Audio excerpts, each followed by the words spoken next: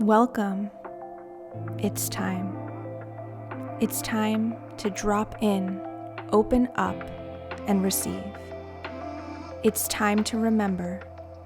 It's time to believe. Let's elicit the beautiful, the good, and the true. It's time for me. It's time for you. Hello, beautiful podcast community. It's funny, I was about to say Instagram fam.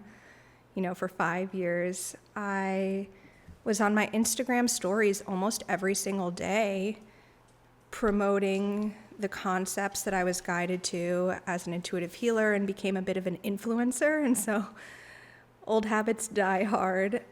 I have been off Instagram completely for a few months, and wow, has my life transformed. So just a loving nod of encouragement for anyone who's feeling the call. If you feel like it's time to get off social media, it might be time. Anyway, enough of that. Welcome to It's Time to Reclaim Intention. I have been cultivating the energy of this episode for the last month and waiting for the go-ahead from the spirit to speak. Today, I'm recording on Saturday, September 20th, 2025, and believe it or not, folks, today is my 10-year anniversary, 10 years off fentanyl. I was prescribed fentanyl in 2013, staged my intervention in 2015, and went to rehab at Sierra Tucson in 2015, flew to Arizona on this date 10 years ago.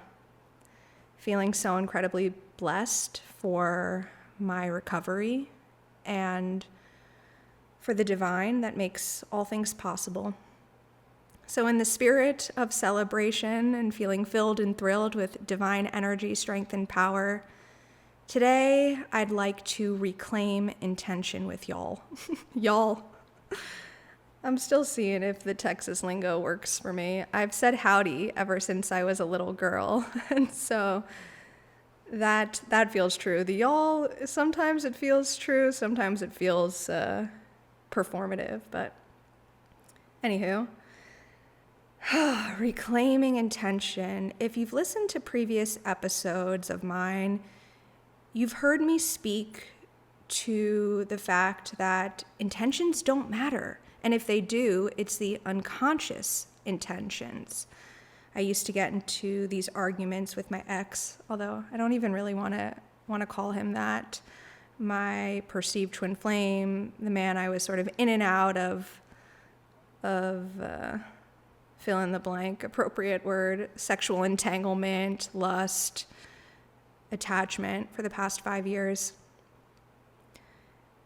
He would do things that really hurt me, and then he would say, my intention was not to hurt you. And I was of the perspective, well, it still hurt me anyway. Even if that was not your intention, I still got hurt. And the mentor I've mentioned many, many times, Justin Ritchie, affirmed that perspective and really drilled it into me that even when you're intending and you're manifesting, the unconscious or the subconscious is what actually manifests or magnetizes our reality. So you can have the intention to meet a really healthy partner, but if your unconscious actually feels safer trying to earn affections from an unhealthy man, that's what you're going to magnetize. So in these sort of combative, argumentative, discordant energies with this man, when I was in that state, I kept anchoring in this idea that intention doesn't matter. And after liberating myself from that dynamic and embarking on a recovery journey from all that was, I've been working hard to reclaim my connection with intention, because intention is the starting point of every dream. Intention is the seed that blooms. Intention is the acorn that blossoms into the oak tree, and so much of my intuitive career was birthed from the power of intention. phenomenal book by Wayne Dyer, by the way, that I recently read, or reread rather, The Power of Intention. I highly recommend it. But it was really Gabrielle Bernstein and Deepak Chopra who opened my eyes to the power of intention. And yes, I'm shifting out of that career. Yes, I'm in a state of transition. And so there are certain aspects and energetic signatures of that version of Jillian that I'm releasing, but there are also aspects of that identity that I am attempting to reclaim. And so today, I will probably go all over the place as I'm wont to do, but my intention, there we go, is to speak about intention in a way that stirs something within you and within me as well, helping you to find your center point, what is true for you. When I was in these new age mediumship, energy healing, intuitive communities, channeling and candle magic and Akashic records and all this stuff, intention was everything. And then I watched some of my colleagues or clients or friends over-rotate into intention and neglect reality and neglect God, attempt to play God and start performing witchcraft. And now, years later, they're reaping the ramifications of that. We're starting to. And then I certainly over-rotated into, well, intentions don't matter. And I'm a slave to God. I'm a servant. In many ways, I felt like a martyr. I'm being guided to keep loving this man, even though he treats me like literal trash over and over on loop. I'm being guided to show up for clients, even though I'm facing some pretty serious physical or energetic ramifications from doing this work.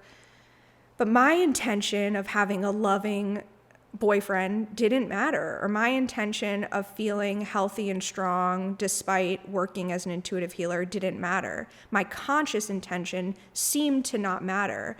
And so, I swung the pendulum the other way and was like, intentions don't matter, because look. And that's a bit cynical, and that's wounded, and that's hurting. So I'm going to dance with intention today. Not exactly sure what will come through, but my hope, again, my strong intention, is that it awakens within us a new inquiry around intention.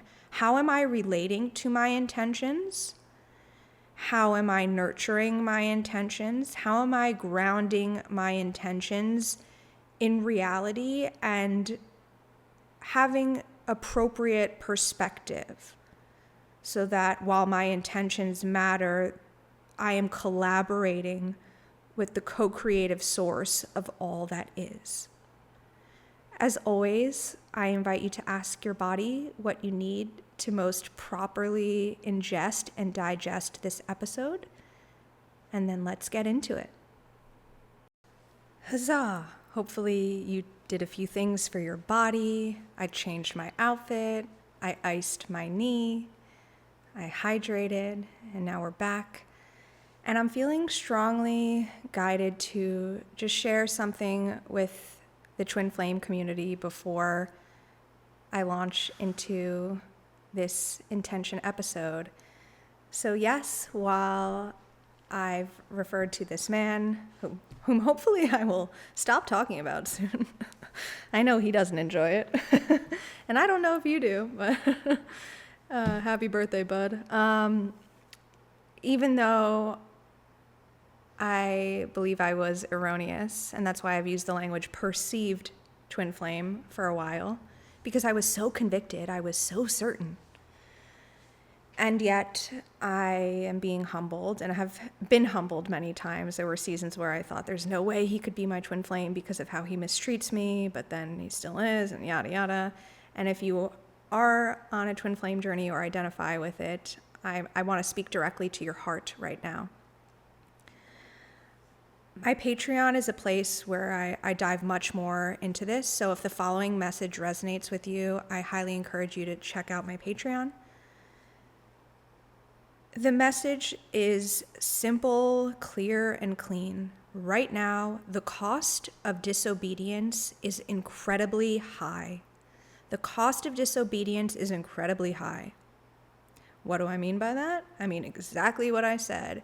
If your intuitive guidance, if your divine guidance, if the Holy Spirit is pressing something on your heart, if the Lord is commanding you to do something or to back away from something and you rebel, whether it's a conscious rebellion, like I've heard some of you receive the guidance to stop smoking weed. That's very prevalent right now. I know a lot of potheads, shout out to my pothead community, who, as my sauna alarm goes off, I don't know if that'll pick up. A lot of people who've been smoking weed or ingesting edibles every single day for a very long time and have received the guidance to pull back or stop altogether, but you're not. Whether it's a conscious rebellion of like, F this, I'm going to do what I want, or it's excuse making. And I've been there, like, well, I had a really hard day, or it's nighttime now, who cares, I'm in a bath, or it's plant medicine, it's natural, or it's better than alcohol, or whatever the excuses is. If you disobey, and this, it doesn't just feel like this eclipse portal, although there's stuff happening right now, and we've got a solar eclipse tomorrow, and the equinox, I believe, on Monday. Autumn is arriving, but it seems larger than that. It seems larger than planetary alignments for sure. In this season, and I'm going to call this season autumn, so let's do traditional, conventional Gregorian calendar seasons.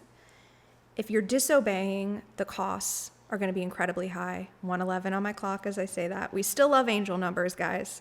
I'll never give that up. You could take the girl out of the intuitive career, but you can't take, well, anyway, you get the point. I'm going to share one story about this, and then we're going to move into intention, but I really want to hammer this home. I was at the movies the other day watching Hamilton in theaters. I was feeling just so happy, and I had the whole theater to myself. And, 10 years ago when Hamilton came out, my mom had purchased tickets for my family, but I went to rehab instead.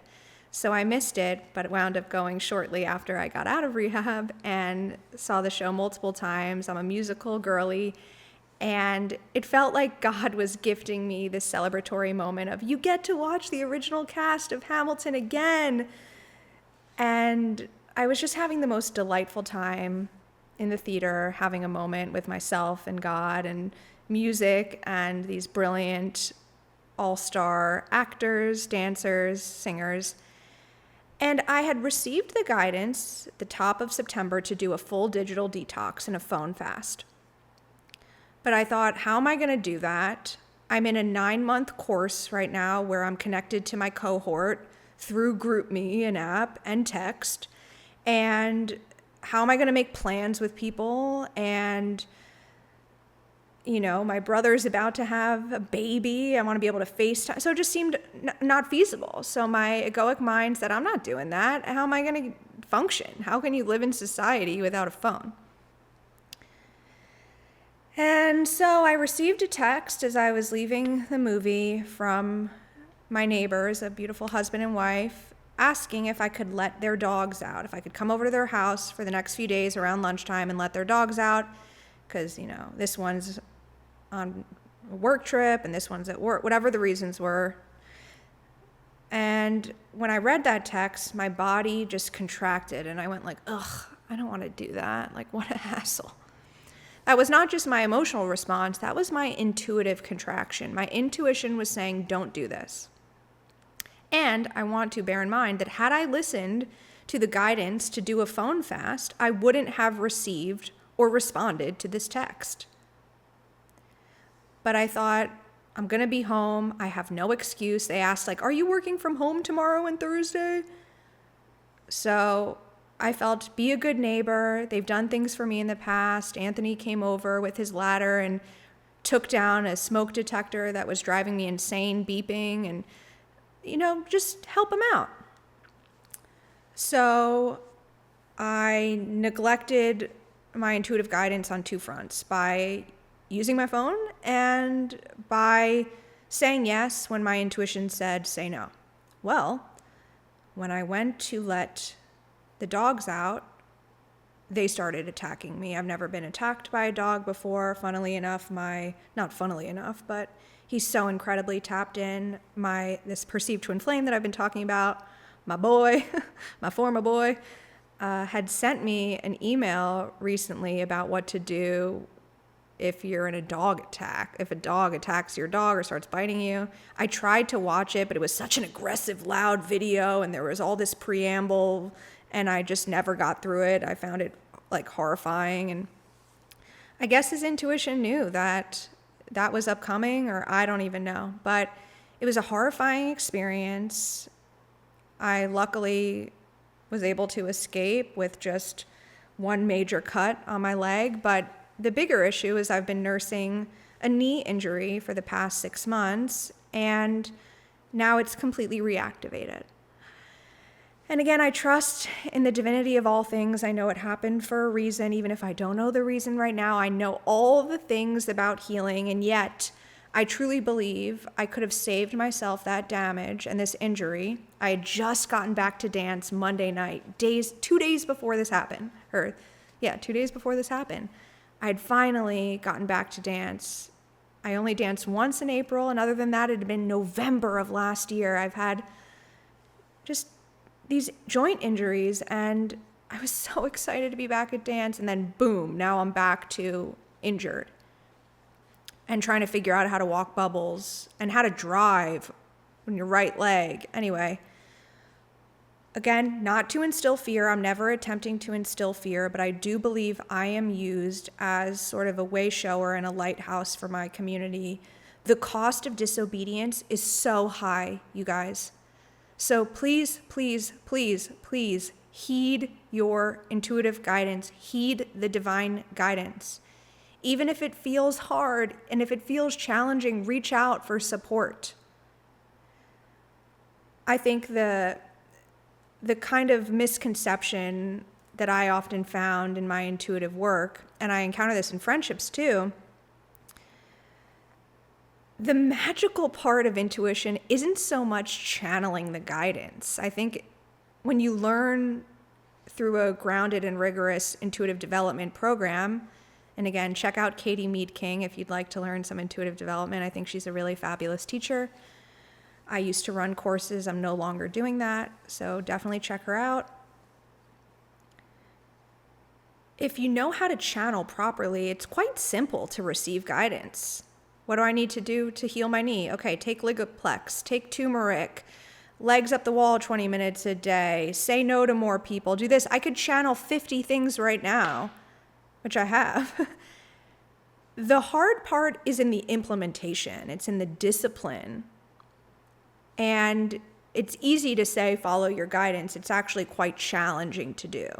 So if you need support in that, please reach out. But that is a message for my true twin flames. And yes, even though the man that I've talked about as my perceived twin flame, I don't believe is my actual twin flame, I still very much believe I am a twin flame. And so I will continue to speak out about that journey as I'm guided to. Much more about that in my Patreon, but that's a little taster for the podcast community. That having had been said, the power of intention, reclaiming intention. Let's dive into it. As I have shared, I used to fervently believe in the power of intention. When I was withdrawing off the fentanyl, I had read different books about the brain's way of healing, neuroplasticity. I printed out images of the brain that I put on the bulletin board in my room, where I highlighted different areas of the brain, and I set the intention to allow certain brain regions to grow. Even just having the intention to get off fentanyl, right? I'll never forget the moment I lost consciousness. My head fell into the plate of chicken and mashed potatoes that my mother had cooked for me. I felt God breathe life back into me. I was resuscitated. I gasped, and I immediately knew I have to get off the fentanyl. So then I had this intention. I have to get off this poison. That intention was a healing impulse. That intention had organizing power that led to action. So at my next appointment with Dr. Jerry Malenga, the doctor who had prescribed that medication, I expressed a desire to get off the medication. I said, what's going to be the plan? I enacted that plan. I then researched rehab facilities. Once they told me after 8 to 10 months of slowly tapering, you're going to need to be in a hospital or a facility to be medically supervised. Did they have a suggestion of a place? No. So I researched that, presented all of that to my parents, figured out the funding. There were a lot of steps, but it started with the intention. And so I know in my bones the healing power of intention. Intention really is everything. Intention does matter. So sorry, Brian, for all those years of telling you it didn't. I was just hurting, and felt like you were using that as an excuse, but that's neither here nor there. So, it is here and it is there. So as I wrestle today, I'm going to now spend a little bit more time in the energy of the power of intention, because you've heard me speak about the other side. And again, hopefully you'll find your midpoint. Abraham Hicks, or Esther Hicks, talks about intention a lot, even though that language or that word of intention might not be used. But ultimately, the main point I really want to drive home today is that life doesn't just have to be a response to circumstance. And yes, we get to choose our response to circumstances, right? You can choose how you react and respond to whatever life throws your way. But we can also be intentional about the energy we're putting out, regardless of circumstance. The energy we're contributing to a space as an experience. There's a reason Brian used to call me Joy, and his buddy Derek used to call me Jubilee, because that's the energy I was emanating as a conscious and deliberate choice, setting the intention to thrust that energy out regardless of my experience. The day, Wednesday this past week, I had this dog attack. I was shaking for 4 hours. I was unwell. I did the first aid stuff, taking care of my leg. Then I hysterically cried. I did all the things, whatever. Then I had a class to go to from 6 to 9 p.m. I was trying to figure out, how am I going to get there? Can I do this? And the reflection I got from a dear friend was, you're just emanating joy. You just seem so joyous right now. And that's a deliberate, intentional choice. It's also an intentional choice to tolerate unfulfilled desires. Think about something you've wanted for a while that's not yet manifested. I'll think about my husband. Howdy, partner. Where are you? Roll up. I'm sure there are so many things that come to mind for you. Maybe it's a certain degree of financial freedom. Maybe it's a new home. Who knows? You know exactly what you've been intending. You know the things that you want, that you're waiting for. The challenge becomes, and I think this is the trap with intention and why I over-rotated, one of the many reasons why I over-rotated into intention doesn't matter, is that we can start to really focus on the delta, the gap between the desire and the reality. Well, I want my husband, but where is he? He's not here. And so what I think is more important to discuss around intention is not just that intention of the desire. I intend to have a loving, passionate man of God as my husband who honors and respects me and leads me and tends to all of my needs. What's more important than holding that intention, I believe, is having sort of this meta intention, or maybe an underlying intention, to be able to put up with the unfulfilled desire, to be able to tolerate that lack of it right now. It's okay that right now I don't have a husband. It's okay to have an idea of something and not have it manifest. That's the place you have to get to before things start to come easily. It's the very discomfort you feel over things not yet manifesting that causes a longer and longer delay in the manifesting. When you want something and you notice it hasn't happened yet, and you keep noticing, and you keep feeling the way you feel when you notice it hasn't happened yet, that feeling is offering up a vibration that matches it not having happened yet. I know that's a mouthful. I'll try to say that again, and then in different words. It's the very discomfort you feel over things not yet manifesting that causes a longer and longer delay in the manifesting. When you want something and you notice it hasn't happened yet, it hasn't arrived yet, and then you keep noticing, and then you keep feeling the way that you feel when you notice it hasn't happened yet. Maybe that's dejected, frustrated, anxious, lonely, let down by the divine. That feeling, those feelings, continue to offer a vibrational frequency that matches getting not it, matches it not having had happened yet, not having arrived yet. So as long as the vibration you're offering is about it not having happened yet, it cannot happen. You must, as a deliberate co-creator, decide that you're not going to offer your vibration just in response to what is. And this is where there's that slippery slope into delusion and a slippery slope into witchcraft, right? So I've seen people pretend they have a certain amount of money in their bank account when they don't.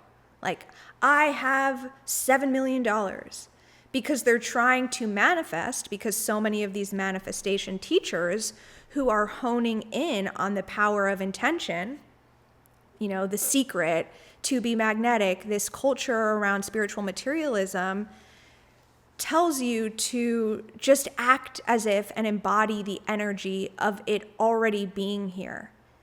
That's a trap.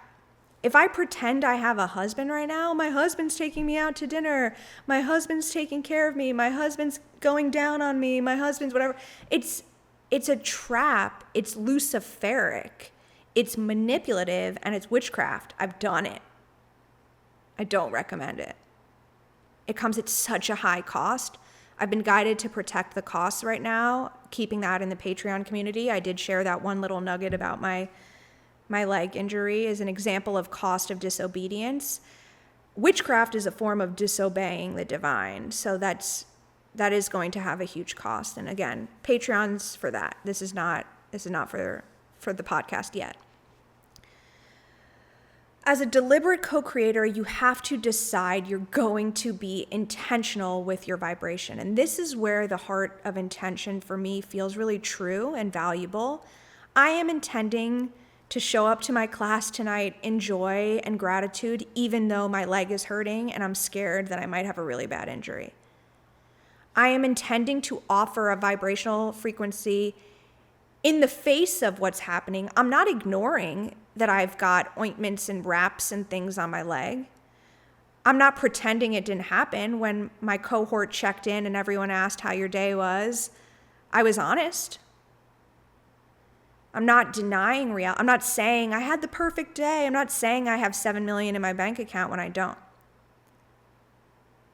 But I am starting to mold energy into something that matches more of what I want. Even though most of you who are here understand that we're vibrational beings in a vibrational universe, most of us still offer our vibration, our frequency, our energy in response to what is happening, as opposed to a deliberate offering. A deliberate offering where we offer our vibration with deliberate, purposeful intent. That's how we heal. That's everything. And ultimately, we have to offer a vibration that matches our desire. Then the desire must manifest. The trap is people go, I have 7 million in my bank account, and think that will bring 7 million. Or I have a husband, that will bring the husband. But what it actually is tolerating the dissonance, or rather the discrepancy between the intention and the lag time on the earthly plane until it manifests. Again, if you're offering your vibration in response to what you're observing, and what you're observing is what you want has not yet come, now you're going to continue to offer a vibration about it not yet having come. And you wind up holding yourself in that uncomfortable place. So what we want to get to is a place where unfulfilled desires, it's hard for me to say because I'm still working on it, where unfulfilled desires feel all right. And we're able to situate ourselves in eager, hopeful anticipation. So we're looking forward to it unfolding. You're not saying I have 7 million, but there's a confidence and excitement around when you will have 7 million. Or I'm not pretending I have a husband right now, but I am excited because I feel him here and I sense him getting closer and I know he's coming, and it's going to be even more exciting and brilliant because of my patience and endurance. When you're looking forward to its unfolding, but you're not disappointed that it hasn't yet unfolded, then you're getting in the ballpark we want to be in. Then you're getting close to the vibrational proximity of where it's going to flow. And as Abraham Hicks would say, allow the energy that creates worlds to flow through you toward your creative end. So yes, hold these intentions. I think the problem becomes when people get so attached to their intentions that they either feel so emotionally downtrodden when their intentions don't come in, manifest, flourish in the timing they would desire, and then they wind up perpetuating lack, or they start violating laws of the universe in order to hasten the process, i.e. witchcraft.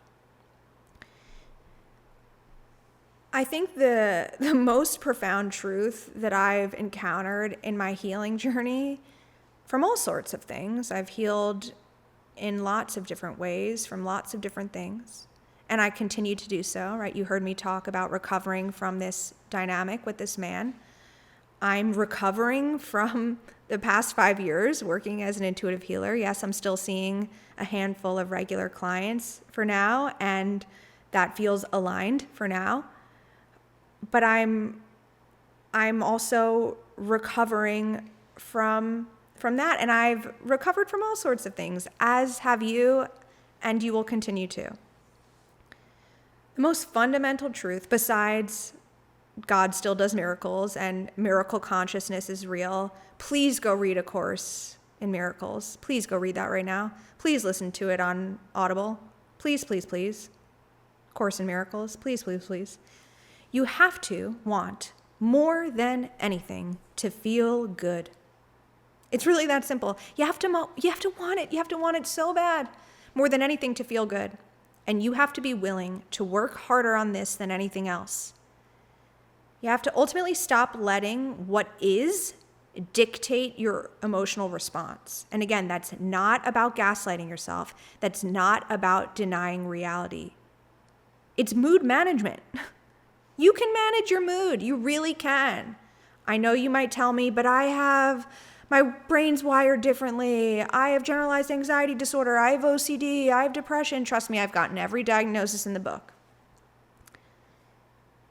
You can manage your mood. You have to go, I want to feel good. And when I do feel good, I'm in alignment with good things. And that's my vibrational point of attraction. We have to be willing to feel good on purpose for a while. To make the intention, I'm going to feel good. I'm going to carve out joy. I'm going to carve out peace.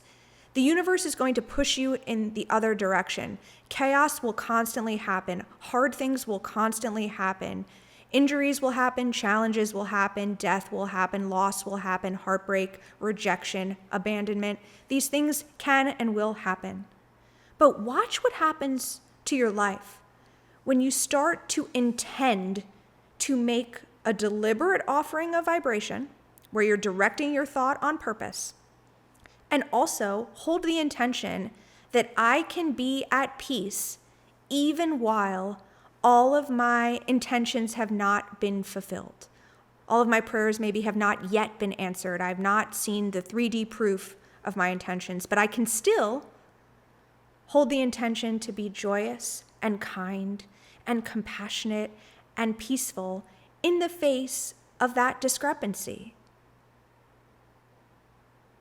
And it's, of course, so much easier said than done. It's very challenging to find thoughts that are different from what you're thinking when you're thinking them, right? If you're super depressed and feeling defeated and I come over bright-eyed, bushy-tailed, you create your own reality, you're going to want to smack me.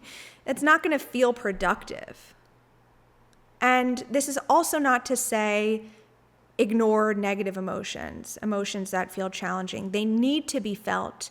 They need to be purged. They are powerful. But ultimately, unless at a certain point you make an effort to feel better and accomplish that effort of feeling better, you haven't shifted your vibration at all. And if you haven't shifted your vibration at all, things cannot change. That's a law of the universe. There's not enough effort in the world to make that difference. You can't work hard enough. You cannot buck the current of your own vibration. Good moves towards what is good.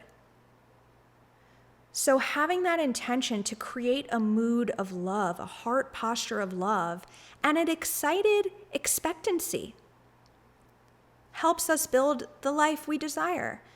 When we're pessimistic, when we're afraid, when we're frustrated, overwhelmed, and angry, those are all indications that our frequency is in an off place and that just some sincere molding is in order.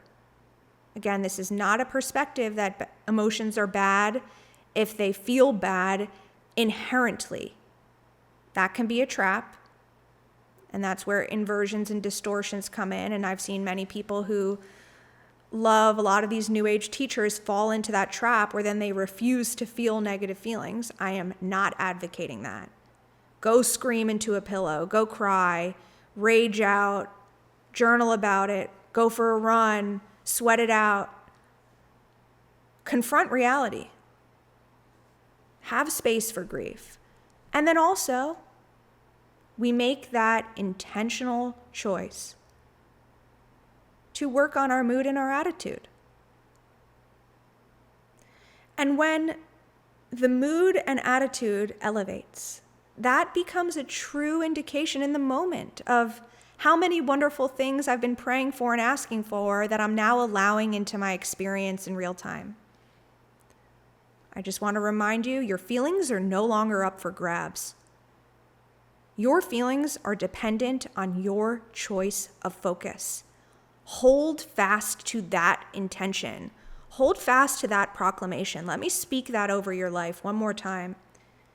Your feelings are no longer up for grabs. Your feelings are dependent on your choice of focus, your intentional choice of focus. So in conclusion of that message, we have to be deliberate co-creators of our vibrational offering rather than reactionary. In Dr. Wayne Dyer's The Power of Intention, I believe it was chapter 11, he writes, "You don't need a reason to be happy. Your desire to be so is sufficient."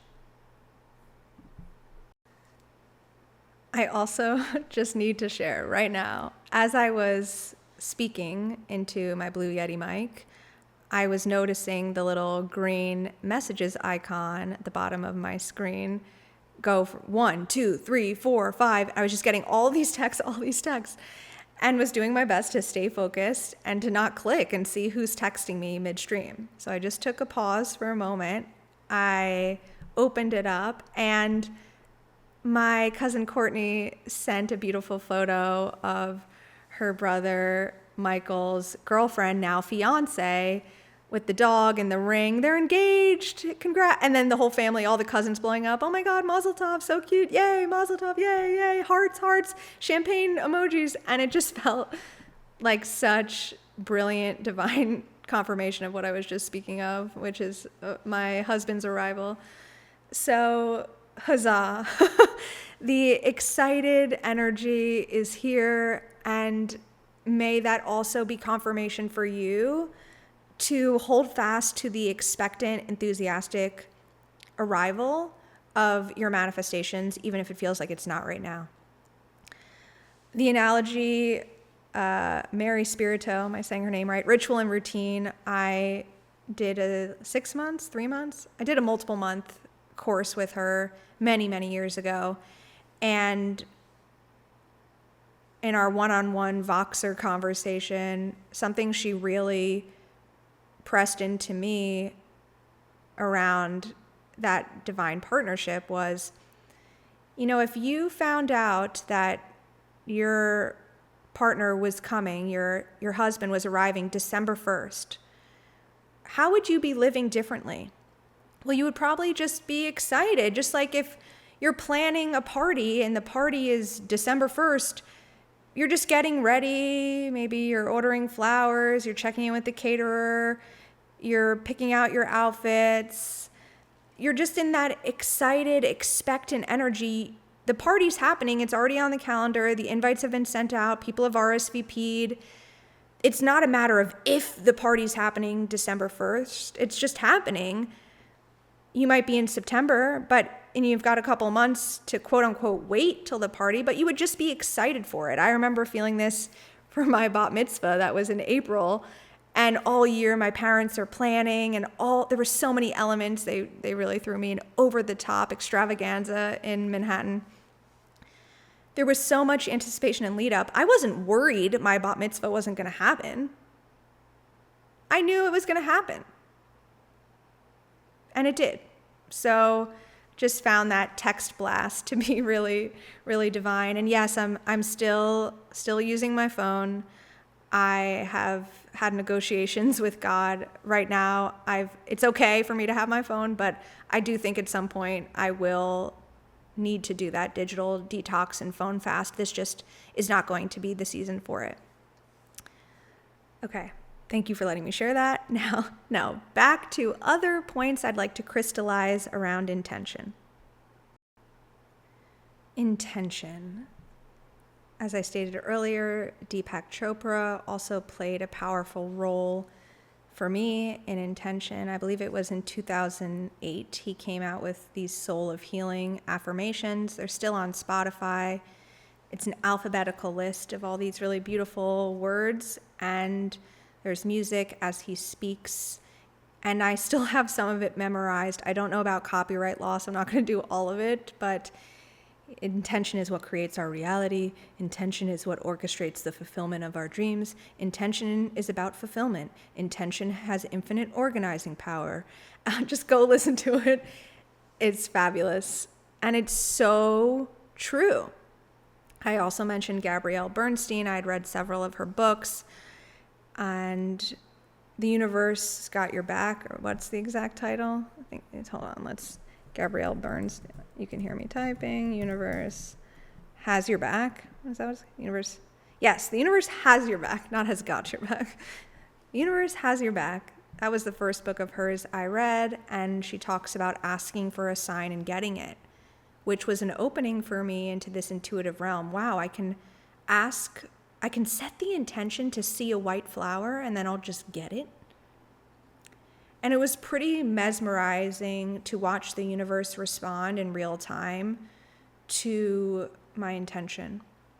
A lot of people, when they're on a spiritual awakening journey, a Kundalini journey, I've seen this with true twin flames, I've seen this with Christian mystics, I've seen this in all sorts of communities, people who are working a true esoteric journey get to a point where they really start to understand that we live in a holographic universe and the universe is actually responding to us in real time.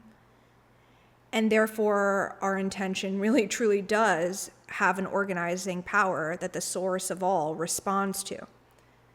Power of 8. Lynn McTaggart talks about this, and the power of prayer. The reason why people pray, holding that intention, asking something of a divine source, they're assuming that that intention has an organizing power, and it does.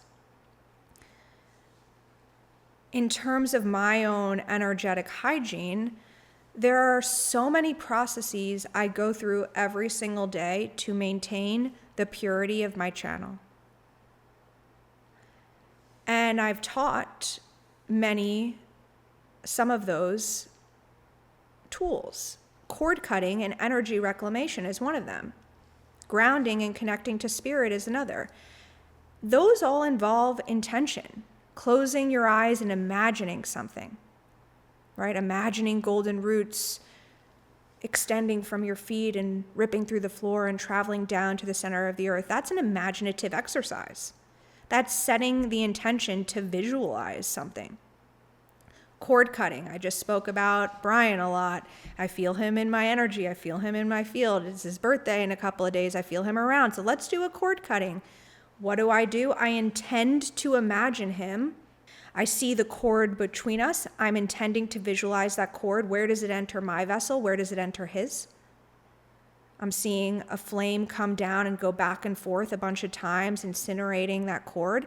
And then the energy reclamation is a whole other process. Again, visualizing the parts of him that are still in my auric field, leaving my body and moving out to the side, the parts of me that are lodged in his vessel, leaving his body and moving out to the side, cleansing, clearing, and charging and purifying those so they return to their natural essence, returning to sender, sending them back to each other.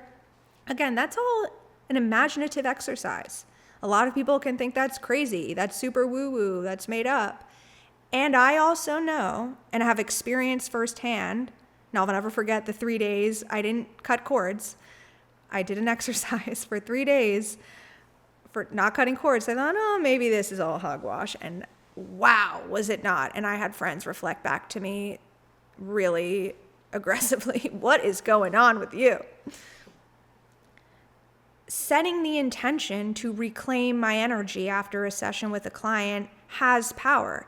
Setting the intention to ground has power.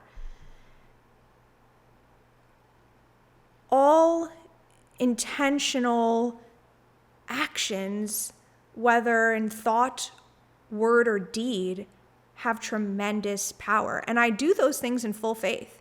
Every single morning when I ground and connect to spirit and tap into my heart space and protect my auric field and shield myself, I do that with 100% faith and confidence. There's no aspect of me that has doubt that I'm not doing something real. I trust in the organizing, protective power of those intentions. I have thousands of data points to suggest that. And sometimes we do need proof to anchor in that degree of confidence. So I encourage you to run your own experiments. I think we should all always be running some sort of experiment. Whether it's like, how does what time I drink coffee affect my mood? Or, just always have some sort of experiment you're running. I think it's fun. And now that I've hopefully reactivated a bit of excitement and enthusiasm around intention, I do want to speak a bit to discipline as an offshoot of intention. Yes, we have to have an intention for something first, but then we need discipline to enact that intention. Even mood management, as I was describing earlier, requires so much discipline. It's easy to say, thrust out joy into your lived experience, but after you've been attacked by a dog, it's not so easy to thrust out joy. I'm able to do that because of the discipline that I've enacted over years and years and years. So, believe it or not, I did not see this coming. But we are going to now branch off into discipline. Discipline as an offshoot of intention. So yes, intention is the starting point of every single dream. I remember when I was living in the co-living in Santa Monica, pre-COVID, and then at the start of COVID, I would order takeout or microwave some food and then go, I'm such an amazing chef. I'm such an amazing chef. And at that time, I was using more of that manifestation energy, trying to tell myself I was an amazing chef when I was not. I didn't cook at all. I had no cooking experience. I spent all of my 20s very sick. My mother cooked for me or I was at a rehab or at a place where I'm living in a sober living where there's a cooking schedule and other people cook, and I would always get out of my cooking day because I was clever and a degree of sociopathic where I knew how to manipulate the system. Sorry about that, Katie and Jen. Sidebar, wanting to feel God is wanting to feel good. God is good. Just need to say that.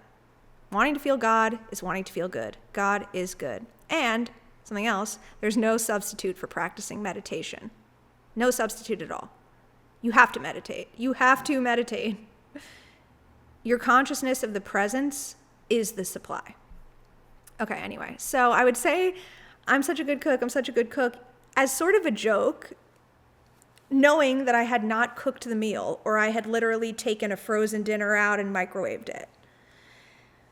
But I was trying to entrain myself and trying to sort of hypnotize myself and get myself to believe that I was a phenomenal chef.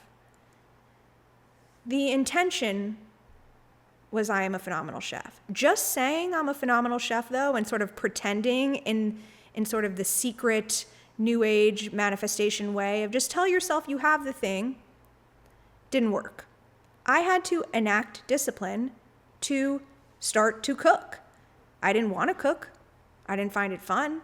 I had a lot of traumatic memories in the kitchen growing up. I didn't want to do it. Thought it was laborious, a waste of time. You're going to spend 3 hours cooking a meal that you eat in 3 minutes. It sounds dumb. And it took a lot of discipline to force myself to try recipes, to get the ingredients, to be patient, to mess up, to realize I didn't time things right, and oh, crikey, the chicken's done, but the risotto's not, but now the chicken will be cold, but then if I put it back in, it'll be overcooked, and if I microwave it, it destroys the whole texture, and blah, blah, blah. And, they say 10,000 hours to master something, and there's a phenomenal Forrest Frank song, I was down, but now I'm up. What's it called? I was taken very okay, and now it's back to work. Maybe it's Heaven on Earth. I'll look. But he talks about 10,000 hours in the dark, which, I interpret as it's those 10,000 hours to master the dark. 10,000 hours to master anything.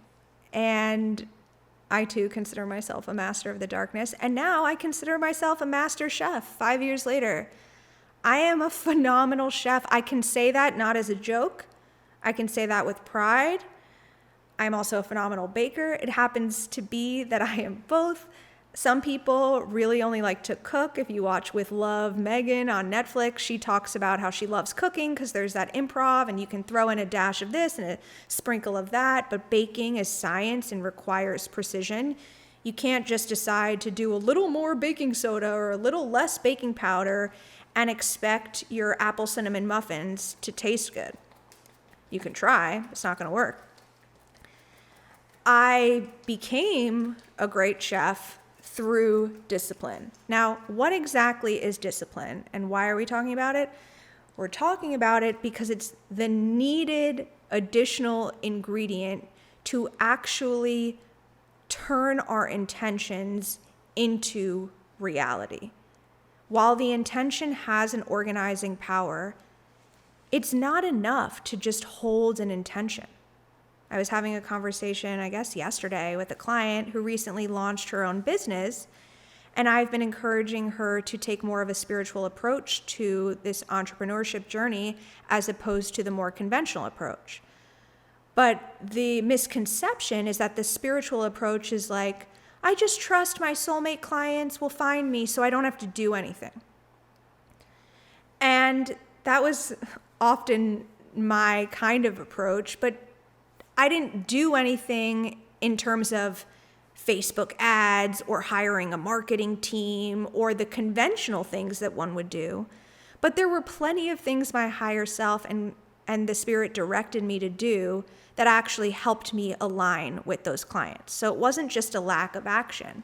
It was actually a tremendous amount of discipline. So when I say discipline, what do I truly mean?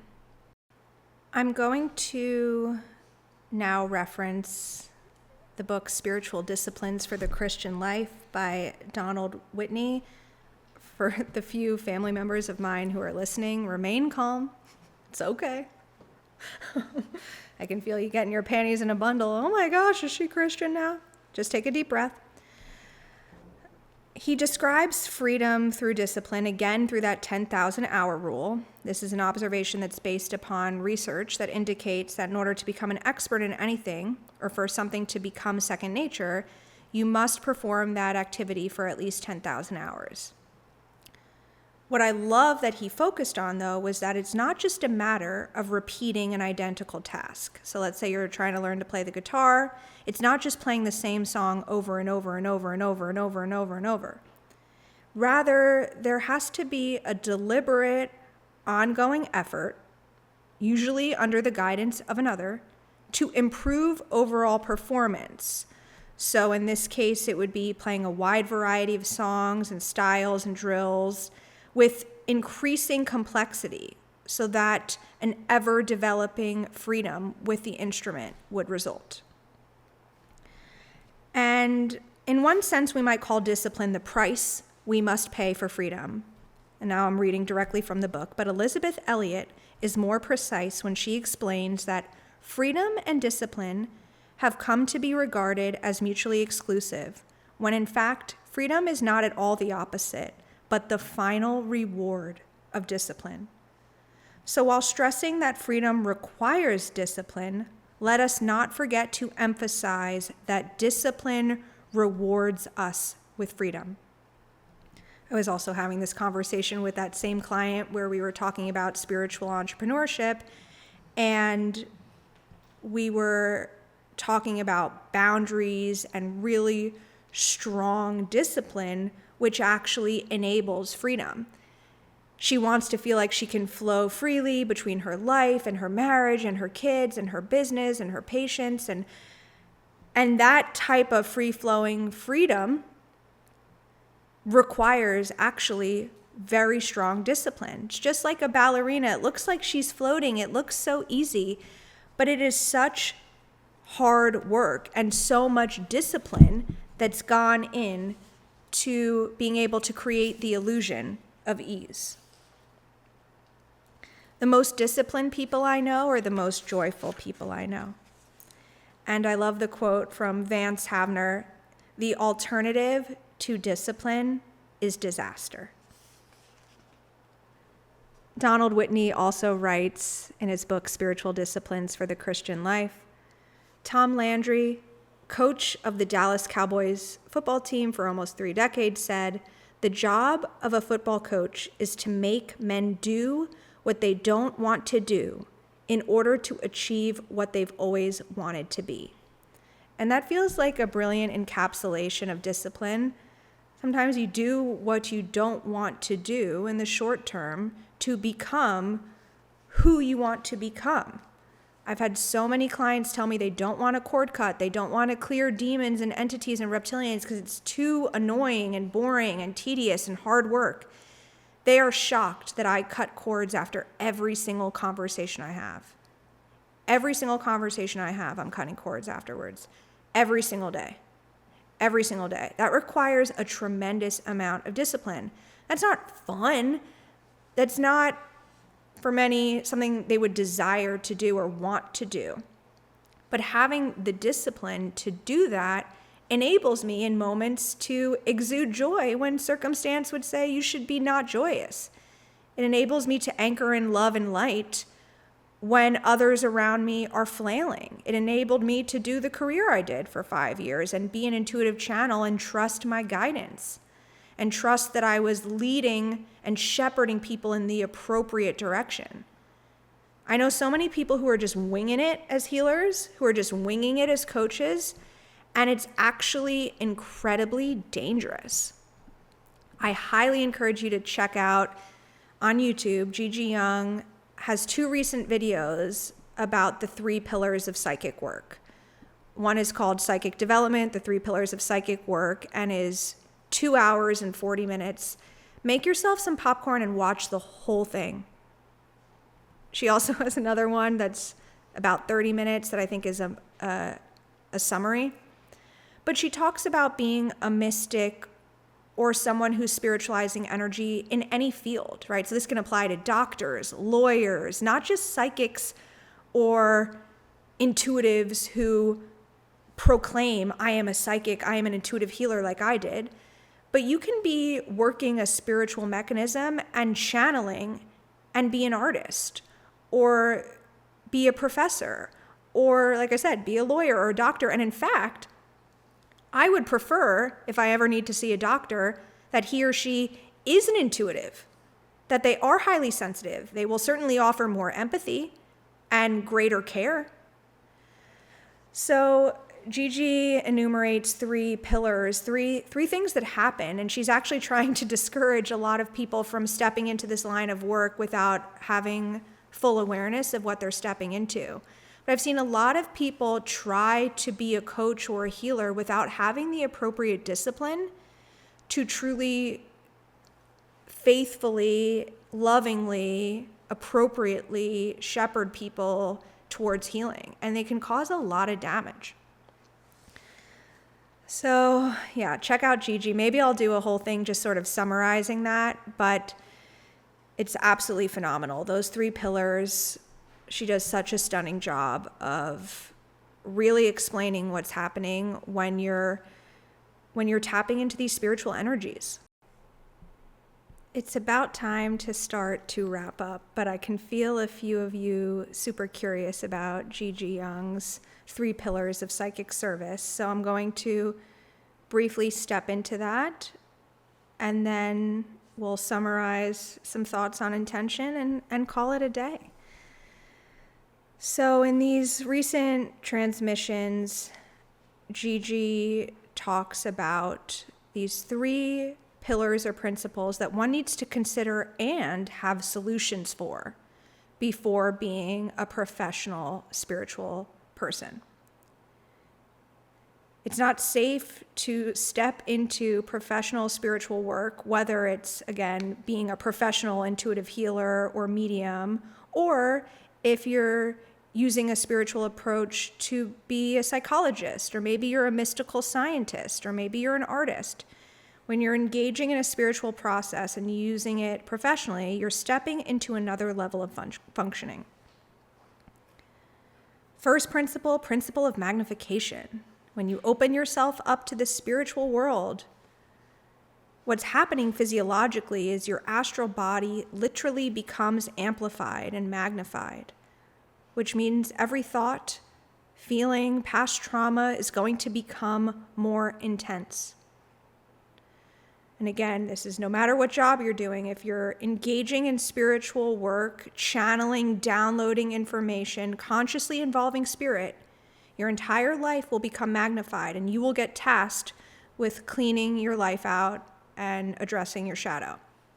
Second principle of sacrifice. In order for you to get spiritual information, to have a vision, to clairaudiently hear something, again, to get a download or a knowing, any of the clairs, it requires a piece of you, a piece of your essence to be transformed. She uses the analogy, if you do a session with someone, it's like you lose your arm. You're doing a session without an arm. When the session's over, your arm gets reapplied, either as it was, more healed, or sort of funky and weird. Working directly with spirit requires sacrifice, literally part of your body. Spiritual and physical gets transformed every single time you engage in spiritual work. And if you're properly attuned, she explains, if you're humble, if you have the posture of, I'm a child, show me, I don't know. Yeah, if you need to take that, take that. That's where regeneration and massive healing can come in. People can age slower. And there's all sorts of beautiful benefits to getting transformed by spirit. If you're struggling to let go of your lower ego, wow. Woo, that was tough to say. If you are struggling to let go of your lower ego, you're actually attuned to parasitic entities that will feed off of you, and you can actually really harm your body and your consciousness. And then the third principle, the principle of immersion or disturbance, I'll let her do all the explaining. Again, go check out her videos. There are two. One is 2.5 hours. The other one, the 3 pillars of psychic service, is under 30 minutes. So that might be a good starting place. Hopefully today my wrestling with intention was evocative.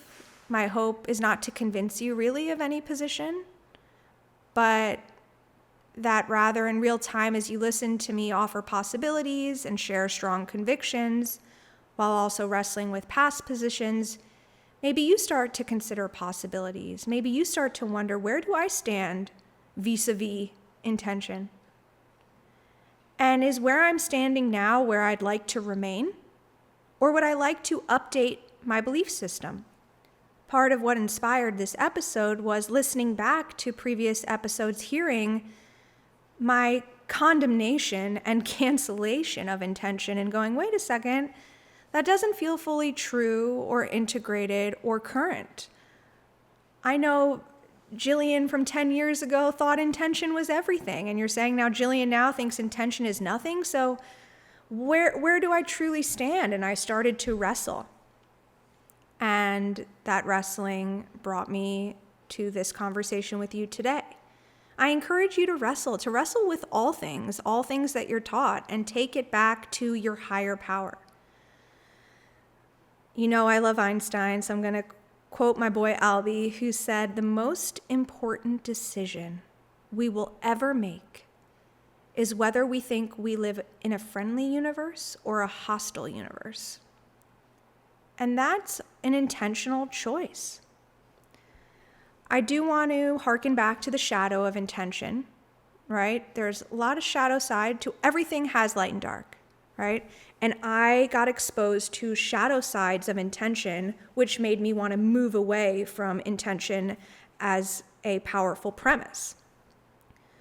Using it as an excuse when you hurt someone, just saying, well, I didn't intend to hurt you when you lie or cheat or abuse, is a shadow side of intention.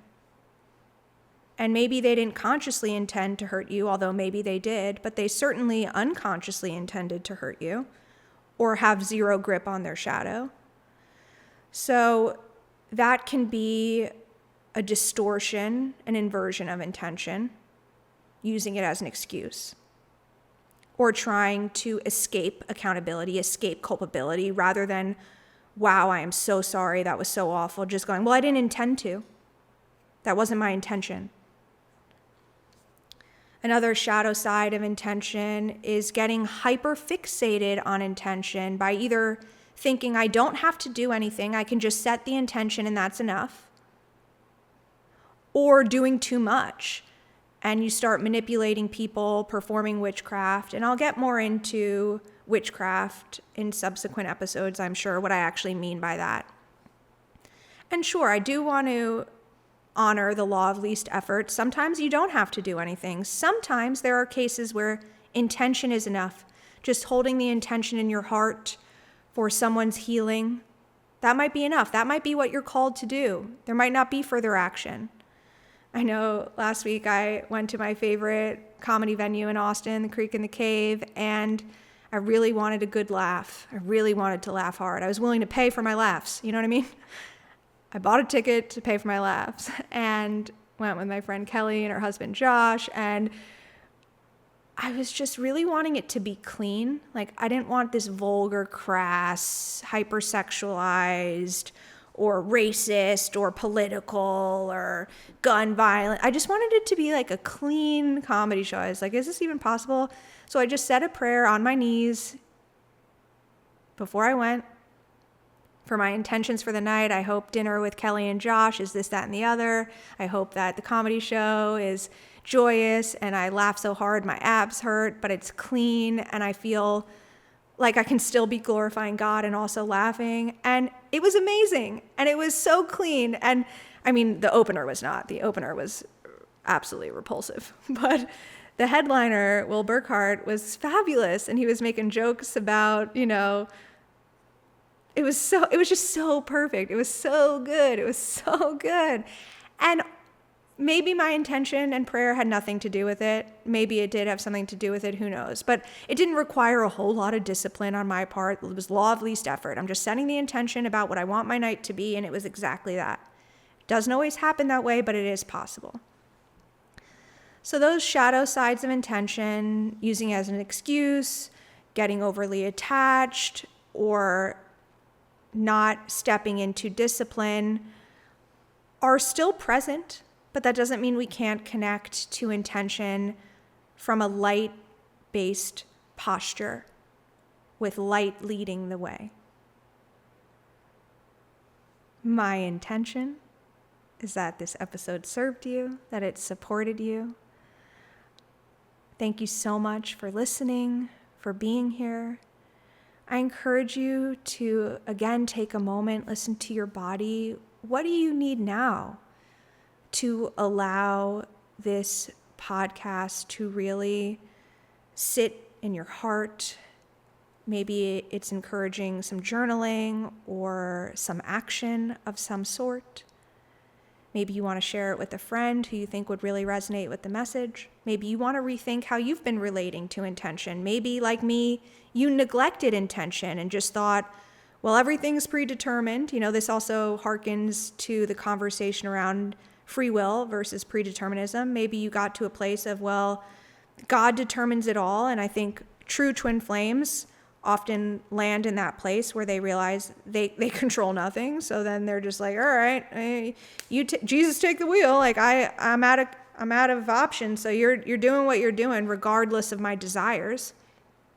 And there can also be, like I described, that cynical, wounded version of that when you feel like you've worked hard to fulfill a dream and that dream is crushed and you wind up just hurt and injured with nothing to show for your intention and your effort. It can be easy then to want to throw the baby out with the bathwater and throw intention out the window. And it's okay if that's where you are. I was just there. I'm just starting to reclaim intention, right? Speaking on this is part of that reclamation, speaking in real time as my heart is transforming, as my astral body is transforming, my spirit is transforming, as I'm magnetizing new people, as I'm falling in love with life again in a new way without the man that I loved so much by my side. I am attempting to reclaim intention. I'm curious how you continue to relate to intention. But again, thank you so much for being here, and I'll talk with you next time. Thank you so much for listening to It's Time with Jillian Melissa. If you're feeling like it's time to try a new recipe, time to get off social media, time to fall in love again, or even time to submit to God's timing, it probably is. If you'd like to stay connected, I invite you to check out my Patreon community, patreon.com/Jillian Melissa Intuition, or you can email me at info@JillianMelissaIntuition.com. I would love to connect. I hope this episode was nourishing, and until next time, I love you.